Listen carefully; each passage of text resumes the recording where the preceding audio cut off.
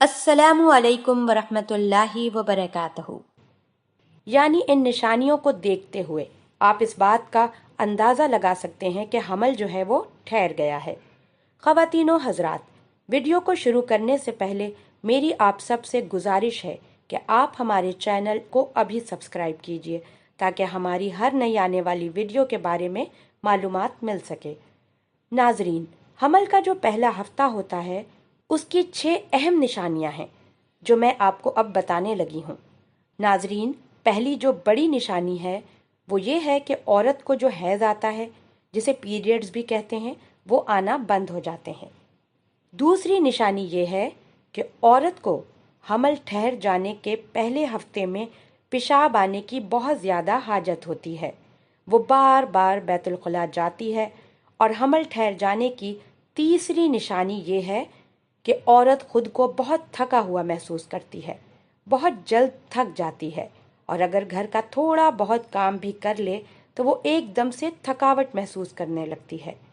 नाजरीन, चौथी निशानी ये है कि हमल ठहर जाने के पहले हफ्ते में औरत को सुबह शाम उल्टियाँ सी महसूस होने लगती हैं। बाज़ दफ़ा हल्का सा बुखार भी चढ़ जाता है जो कि बिना मेडिसिन लिए ठीक हो जाता है। और पांचवी अहम निशानी वो ये है कि औरत के पस्तान कदरे सूख जाते हैं और सख्त हो जाते हैं। तो नाजरीन, अगर आप ये निशानियां अपनी बेगम में देखें तो इस बात का अंदाज़ा लगा लें कि आपकी जो बेगम है वो हामला हो गई है। और हामला औरत का जो मूड है वो बाज़ दफ़ा चिड़चिड़ा हो जाता है। वो खुद के अंदर इंतहाई चिड़चिड़ापन महसूस करती है। ये सब कुदरती चीज़ें हैं, इनसे परेशान होने की आपको हरगिज़ ज़रूरत नहीं है। जैसे ही आपको ये निशानियां ज़ाहिर होना शुरू हो जाएं तो साथ ही आप अपनी बेगम का प्रेगनेंसी टेस्ट करवा लीजिए या फिर घर में खुद ही कर लीजिए।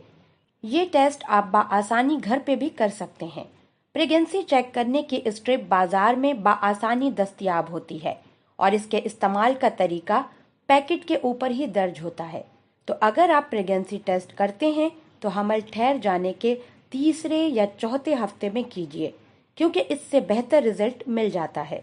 उसके बाद आप डॉक्टर के पास जाकर अपना अल्ट्रासाउंड करवाकर अपना मुकम्मल यकीन हासिल कर सकते हैं।